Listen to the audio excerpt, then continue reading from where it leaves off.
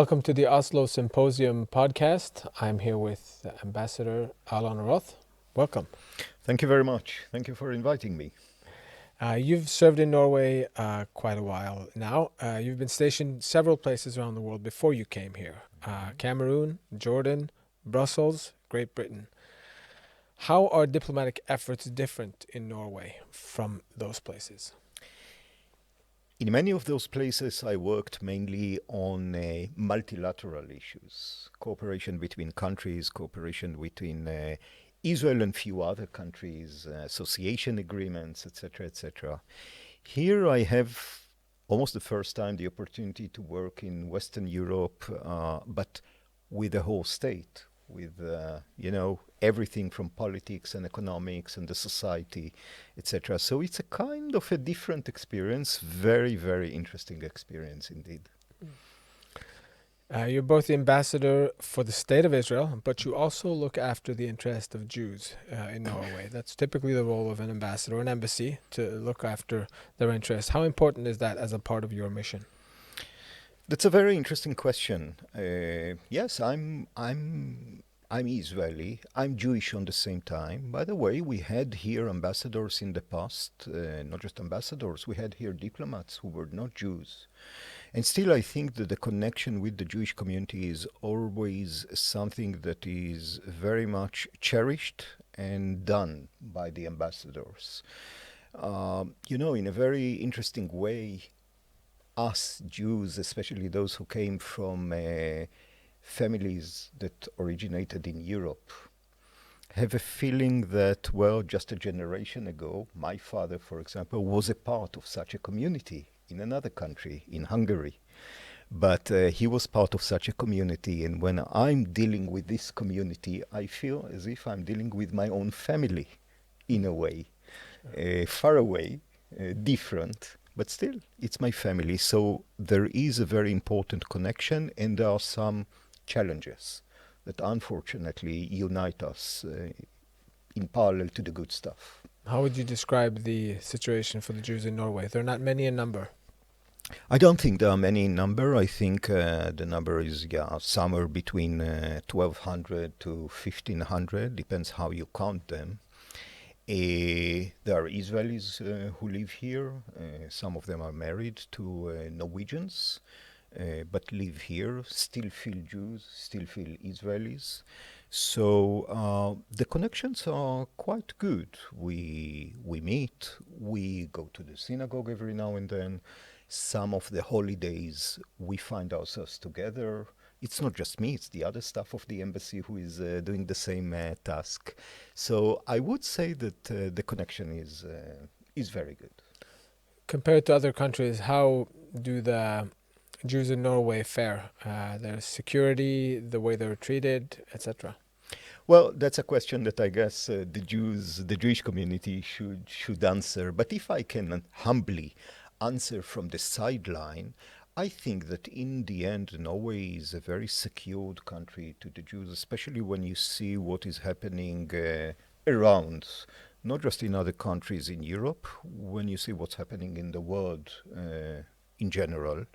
Problematics begin to be much tougher, but, and this I'm saying with some sadness, I must say that again, from my point of view as an Israeli here, I think there are some challenges that accumulate lately, confronting the Jewish community here, related to demons that we know from the past that reappear again.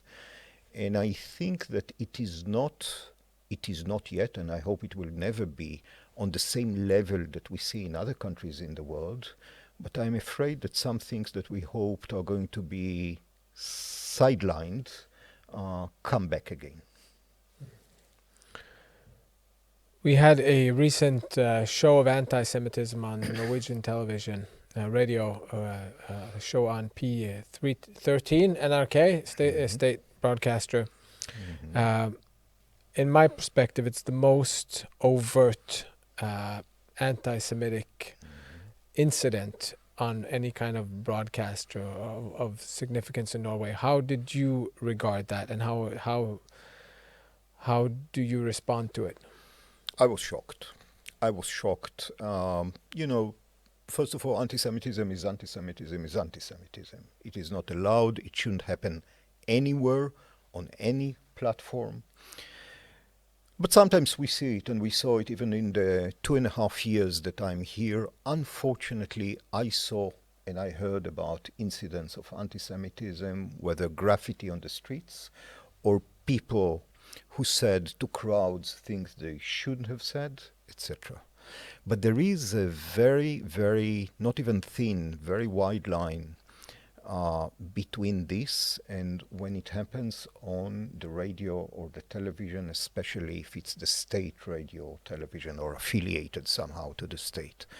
I think that because, as I said, of the demons of the past, because of what we see elsewhere in the world, because of the needed effort that should be done in order to keep Norway aside, even if it happens elsewhere, to hear such blatant, and yes, I'm afraid that I have to concur with you, blatant anti-Semitism in this kind of broadcast really shocked me. And I saw the answer that was given by NRK itself. I heard, I read, and I still think that other things should be done in order to make sure that it doesn't happen again. Because if those steps are not going to be taken, it will happen again. If people don't have any more this capability of stop themselves before they do it on a national broadcasting company, then I'm afraid that we will see it coming again, and steps should be taken in order to confront it before it happens. The Norwegian counties and cities and political parties that municipalities that want to boycott Israel, they are seemingly growing in number. What is your response to them? First of all, I'll say that it's true. They are being seen more and more. But, there are other municipalities and cities and companies and entities that are cooperating with Israel more and more. And this is not published, and this is not seen, and this is not advertised. But I think that from where I stand, I see both, and I'm very happy about this. I'm not happy about the bad stuff, and I'll relate to it in a second. But I'm very happy that there are those who say we understand the value of cooperating with Israel. We understand that by cooperating with Israel, we are doing the same thing that the others claim they do, helping the Palestinians, creating coexistence in Israel, creating entities in Israel, whether research in universities or research and development in companies or export-imports, that unites Israelis and Palestinians, Israelis and Arabs. So I see this as well existing in Norway, and I do hope, it's my prayer, but not just my prayer, we are working on it on a daily basis, including this morning, in order to foster more of this. But if I come back to your question, and I think it's a very important question, who benefits from boycott? I mean, for sure, the Israeli companies do not benefit. I don't think that they suffer a lot. They do not benefit. But even the Palestinians, or those who the boycotters want to help, are not benefiting from it. When you boycott an entity in Israel, whether in Israel itself or in the territories, a company that usually will employ Palestinians as well, not just as, labor workers, but sometimes as engineers, the young guys that are graduating from universities, Arab universities, and they want to have work in the highest possible tech. Israel has this highest possible tech, the innovation and the high tech, etc. So they work in Israeli companies, and then they find themselves out of the workforce because someone elsewhere thinks that by boycotting, they are going to make a change. The only change they make is that they kill these Israeli-Palestinian, Israeli-Arab embryos of cooperation. Instead of helping them, instead of saying, how can we inject Norwegian inside? Norwegian money, Norwegian knowledge, Norwegian manpower, Norwegian help Instead, they are saying we are going to cut it. Who suffers? Both the Palestinians, yes, the Israelis as well, but not to a great extent. And worse than this, peace is suffering. The possibility of creating peace in the future is suffering, because what we really need is people to people. And boycott is a killer to people. So they want to help, and they destroy. The Norwegian foreign minister was asked about the boycott, and she responded that a general boycott would be illegal, general boycott of Israel, and a boycott related to the territories would not be illegal, but ill-advised. Are you happy with her response? You know, this is Norwegian politics, and this is the Norwegian point of view. I'm coming with the Israeli point of view, and as I say, every possible cooperation, every possible trilateral cooperation, Norway and two entities, is a blessing, is a real blessing. I'm not saying it just because I want to reap the commercial fruits out of this. This is not the issue. We see the whole world as our market. So Norway is a small country. This is not the issue here. The issue is here that Norway, which was the promoter of peace in the Middle East for the last 25 or 30 years, some was successful, some was less, the way it is in everything we do in life. I think that to go to the other side, to go to the side of, let's boycott. Let's boycott Israel, let's boycott the territories, let's boycott occupied areas. This is exactly what you shouldn't do. And I do hope, and I do think that the Norwegian government is helping, and I do hope that they will help even more in the future. And we are working with them on this, we talk with them on this, we try to build cooperation on this. I hope in the future we will be even more successful to build these embryos of people-to-people cooperation. I will repeat this wording time and again, because I really believe in it. I served in Jordan. I saw it with my own eyes in Jordan.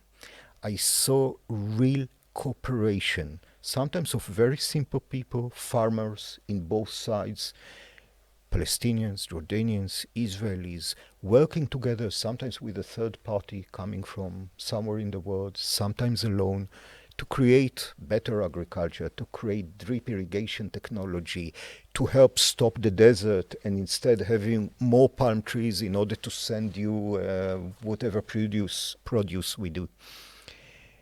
This is the real peace. They sit together, they talk together, they eat lunch together, and sometimes it's in a factory. This is the real peace, not just peace that is signed by agreements. Those who boycott a little bit or a lot, they kill this chance. Israel is obviously a huge asset in so many ways to the world, offers a lot of technology, innovation, etc. Norway has a trade surplus with Israel. At the same time, you see this whole BDS movement.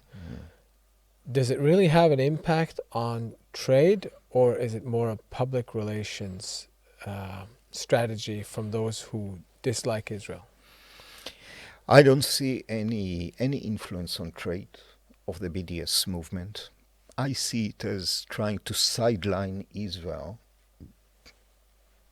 Aside, trade didn't suffer. See the statistics of last year, for example. Very interesting statistics. You know, we saw something between, depends how you count it, but I would say something between 15 to more than 30% increase in the bilateral trade. And it's not just fish that are being shipped from Norway to Israel. Yeah, the number grew, and then I'm very happy for Norwegian fish growers that they reap more revenues because of this. But no, it's other places, it's other issues, it's other segments. As I said, in some of them, at least the Israeli products that come here are Israeli-Palestinian products. So BDS, it is there, it is making lots of noise, unfortunately, but exactly like boycotts, it has no real effect, and if it has an effect, it has the opposite effect. It kills, it destroys, instead of building up. And do they really think that BDS will change the Israeli point of view? I mean, Israel is is challenged by so many existential problems in the Middle East. We live in the most problematic and dangerous region of the world. Do they really think that because of BDS we can change our views concerning Iran, our views concerning terrorism, our views concerning Hamas that shoots 15,000 rockets on Israel? I mean, they should understand a bit that those are two different problems and two different levels. It's not going to influence. Israel is going to be strong militarily, economically, socially, internally. And on the same time, we are cooperating. And cooperation has grown with this government, with this prime minister. Are you worried about what might happen if the power shifts in our election in the fall? I know you're a diplomat. You work with everybody. Exactly. I find it difficult to answer, but I will answer on the good part. Yes, I think that this Norwegian government, and again, I'm not entering Norwegian politics. I want to put it in advance. I'm just talking about facts. This government has done lots of efforts in order to promote this kind of more commerce, more cooperation between Israelis and Norwegians. I speak with Norwegians both here and in Israel. We work together, we build together. I'm very happy about it. I'm confident that every and any Norwegian government that will come will see cooperation with Israel as an important one, whether it's on commercial issues, research and development, innovation, scaling up, corona research and COVID-19 fight against this horrible pandemic. I have no doubt that every Norwegian government will continue on these lines in spite of ideologies, etc., etc. In the end, we are two democracies, we have friendly relations. We have some disagreements on issues, less important, more important, but in the end, in the core, we share the same values, we see eye to eye in so many issues. We should cooperate and on the same time have very lively discussions on many issues. Corona. Tell us about the experience that Israel has had, the ups and downs of this whole situation, which has really created some headlines around the world. Yeah, Corona. How can we have a conversation today without putting a mask or talking about Corona? We are lucky in Israel. Our system is almost built in order to work with such a malady, such a pandemic. It's not that we are very successful in having less sick people. Unfortunately, no. The numbers in Israel are high, as almost everywhere. But concerning vaccinations, our health system, is very useful and very efficient in this regard. And this is why we were able to, after we have secured the big number, the millions of vaccinations that you need in order to vaccinate 9 million people, we were able, in a matter of few months, to vaccinate almost, if I'm not mistaken today, it's close to 5 million people. The first shot and 2 shots, it's around 3.5 to 4 million people.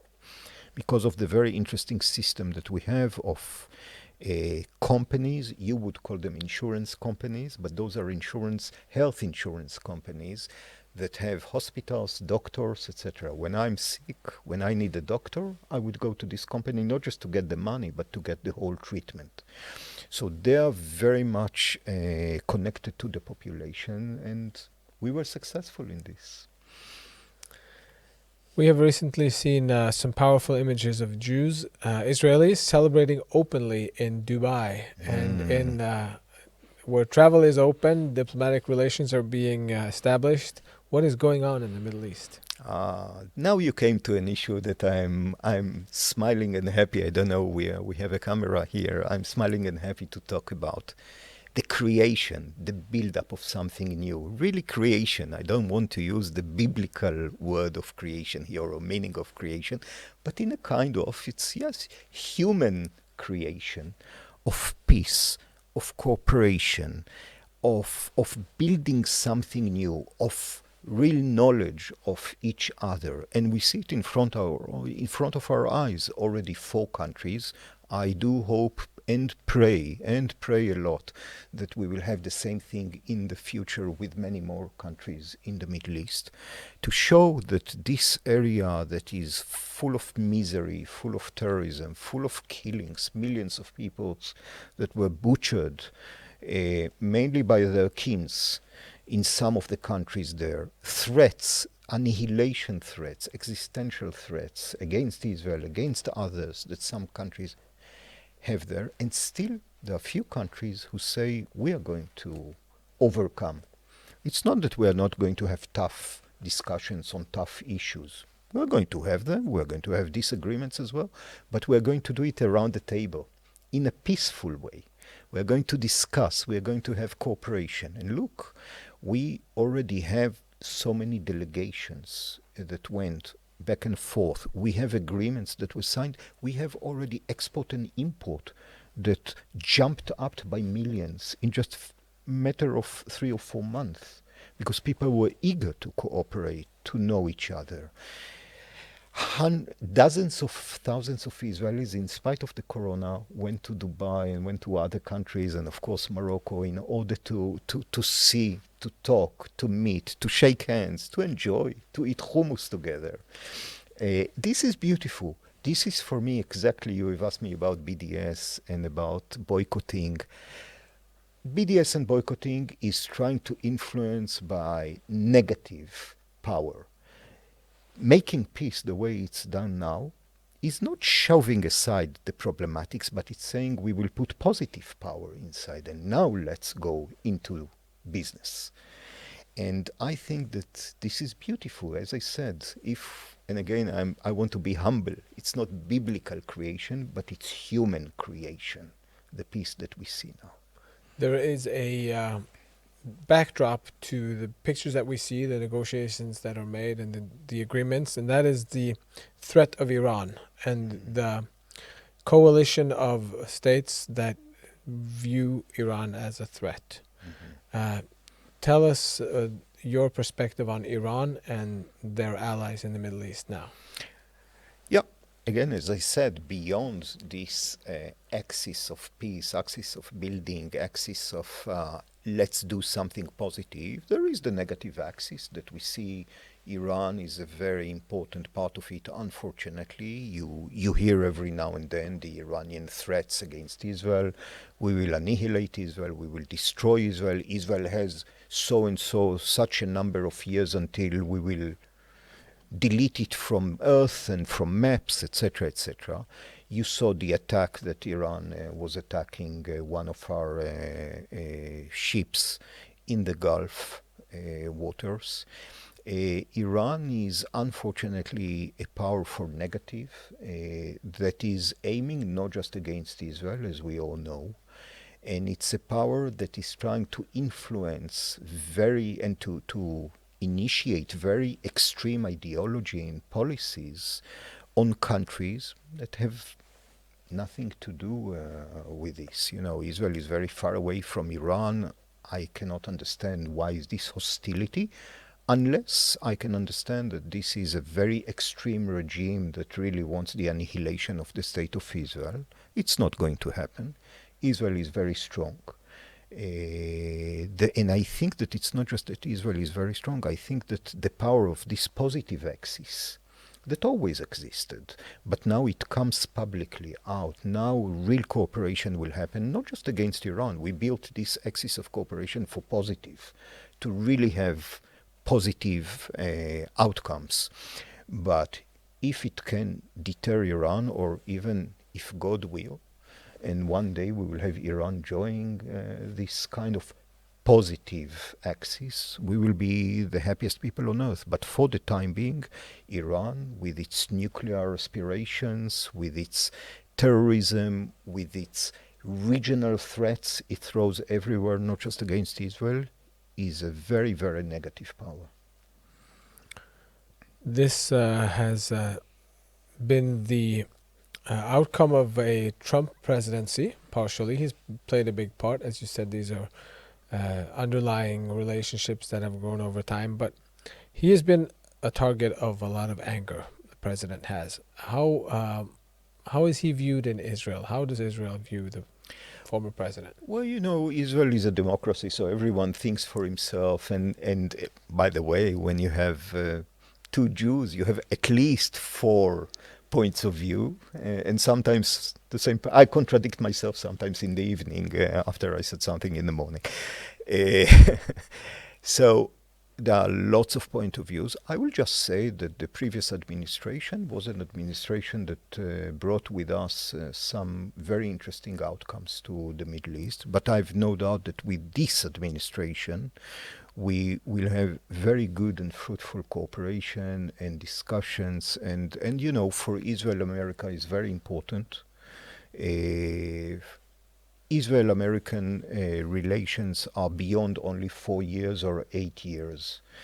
And it was proven in the past, and I think that America is still the beacon of democracy, the beacon of the free world, the beacon of open society for us Israelis. This is the way we see America, even if sometimes we disagree, and that's the way it should be.